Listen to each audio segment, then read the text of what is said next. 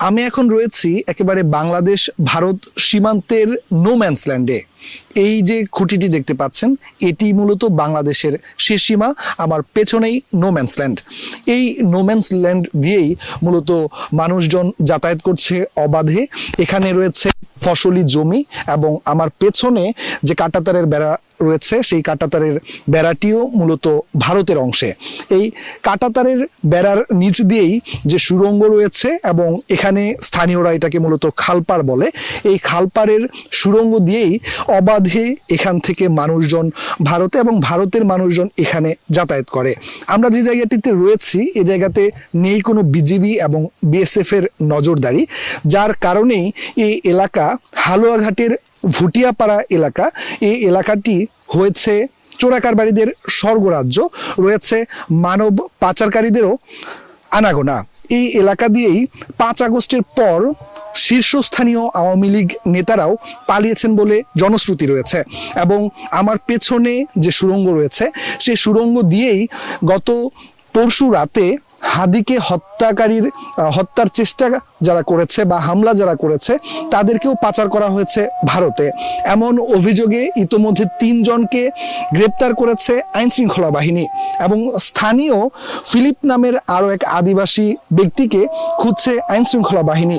যদিও এখন পর্যন্ত কোনো আইন শৃঙ্খলা বাহিনী নিশ্চিত করেনি যে এই রাস্তা দিয়েই মূলত ভারতে পাচার করা হয়েছে যারা হাদির উপর হামলা করেছে।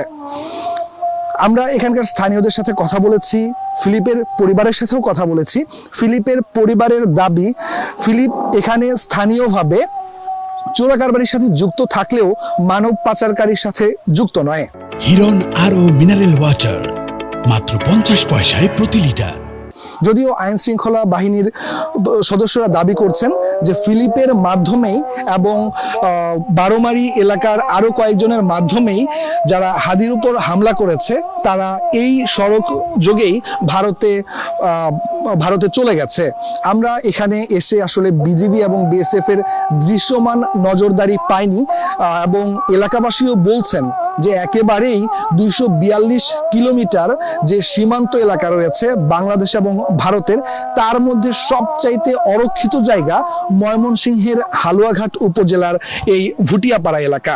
আমরা এখানে সাংবাদিকরা যখন এসেছি এবং তারপর এখানে আসলে আমাদেরকে দেখেই এখানে বাংলাদেশের পক্ষ থেকে যে বিজিবির সদস্যরা রয়েছেন তারা কিন্তু আমাদের সাথে এখানে এসেছেন এবং তারা এখানে হাঁটাচলা করছেন এবং আমরা তাদের সাথেও কথা বলেছি।